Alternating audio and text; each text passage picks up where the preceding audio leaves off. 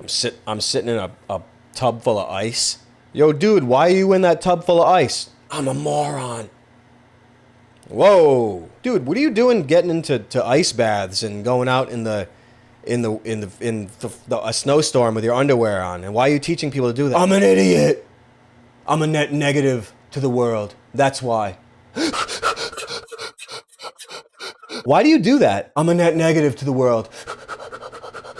That seems actually probably good for you to do that. Hyperventilate? Dad, why are you teaching people to hyperventilate? I'm a net negative. Oh, really? Are you rich though? Yeah, I'm rich. Oh. What's the benefit of doing any of this stuff? No benefit. I'm a net negative. I got rich doing it.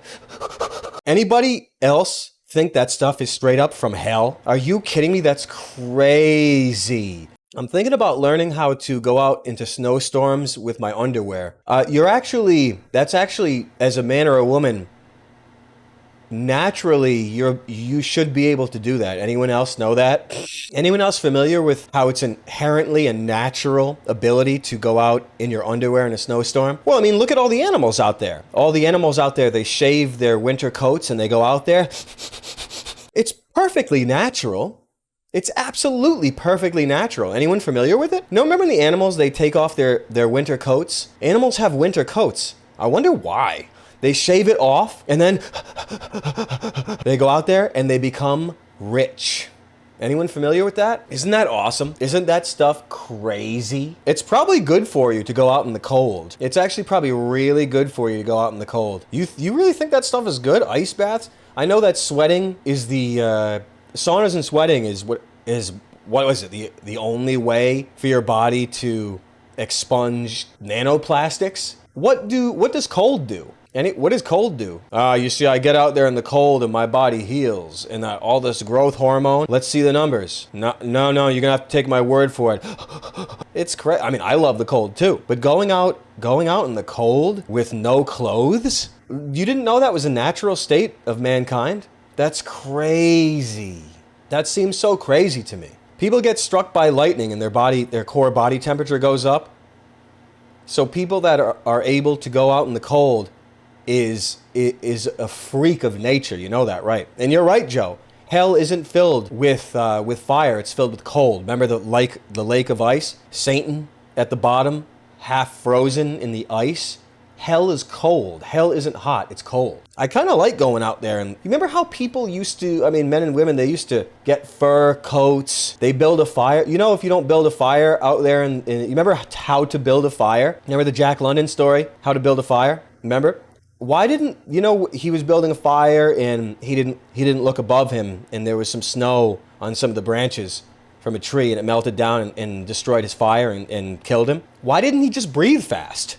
Why didn't he peel off all of his clothes and just breathe really quick? He could have perhaps lived forever. I mean, I think if you breathe really fast in the cold with only your underwear on, I think you can go like 150 hours before your body starts to break down. Anyone ever heard that before? I think you can go like 800 hours if you just breathe really fast. You tell that to anybody that's ever died in the cold. You tell that to any animals, even with a fur coat, they still die. Well, I mean, I don't actually think that.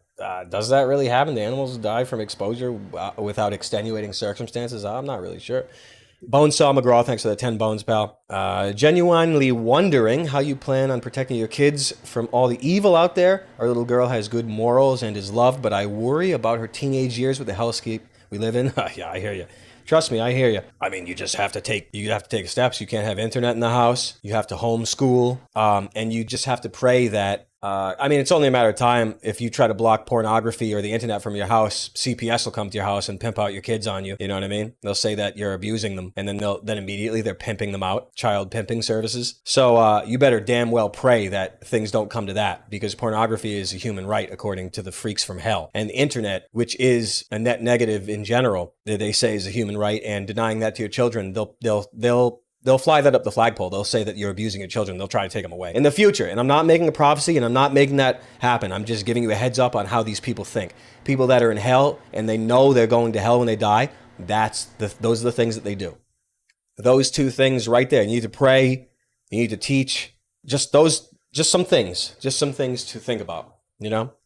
Austin 20. Chuck, how will you raise your kids in defense of the overwhelming evil that is present in nearly everything today? I've always wanted to be a father, but it seems that children are bombarded with negativity from all sides. Well, you have to get at the youth if you want to depose the current generation. You go for the women and the children in order to destroy the men. That's just how it's done. You have to pray, and you have to know that there's only so much you can do, but you can only do the most. The rulers in this world that are from hell, they feel that they own your, or they pretend, they pretend that they own your children. So that's why public schooling is mandatory. That's why you go to jail if you don't bring your kids to either school or do homeschooling and take tests. They'll literally take your kids from you because they pretend that the kids are, your children rather, are property of the state, which is pretty much rulership from hell by people that are going to hell, that are already in hell. And they wish to, the rulers in the Satan world, in the dead machine, in this world, their prime directive is, because the gates of heaven are barred to them, is to bar them to you. That is the adversary. That is Satan. That is our rulers. That's their prime directive, and you can never forget that. Who else is going to tell you this? Who else is going to tell you this? Who else is going to tell you this? You know? So their job is to prevent others, like the crab bucket. The crabs will pull each other down before they escape the bucket. That's what these people are from hell. They wish to bar the gates of heaven so you can't enter. That's why they exist. So there's a lot of things you can do. No internet. Don't let them hang out with weirdos. Homeschool. Find other like-minded individuals in the community. It can be done. Don't be demoralized by loser teachers who'd be pumping gas if they weren't on government welfare, collecting a paycheck and then getting the summers off. That's called welfare. Teachers are on welfare. Just wait for the AI to take care of them. Don't worry. So you have to remember that. What I just said, you must remember. That is the prime directive, to stop you and your family from getting to heaven. That's why they live. Just the way it is, you know? That's the way it is. But don't get demoralized. Do not get demoralized. Don't.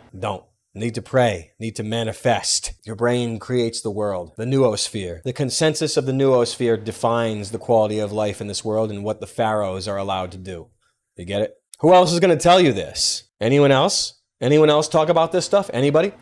Nobody. Seabrooks, thanks for the 15 bones, pal. Saw you live in Fort Worth and it was a great show. Curious about your view on shrooms. They got me on my spiritual journey and caring less about the material. I don't know. I'd be afraid to use that, honestly. I'm just being honest, and I can't weigh in on psychedelics. I can only urge caution and abstinence, honestly. I really don't know. I don't know. But that sounds good that it worked for you, but these things are scary to me. I don't know. It's like when you smoke salvia, you're like in another world for like 1,000 years. I've heard stories. People take a big dose of, I don't know if it's Molly or something. I don't remember what it is. They live an entire lifetime and then they come back in 5 minutes. A family, a whole other family, wife and kids and everything, there's no chance I will be doing that. No chance. And we're not talking salvia. We're talking about something else. And I've heard this from someone I know personally. So, but I totally understand your skepticism. Trust me. I've heard this from someone that I know personally. Trust me though, I understand the skepticism and I would never refute your y'all's skepticism. Trust me. Wouldn't it be nice to do some drugs and then live an entire lifetime? Come back insane? Oh, you'd be crazy to do that. But I don't know. It's just, like, I mean, hey, my mind is a generator, and I daren't short it out, and I daren't amplify it either. My mind, I am generator. Who's generator? I'm generator. I daren't fry my brains like that. Who knows what would happen?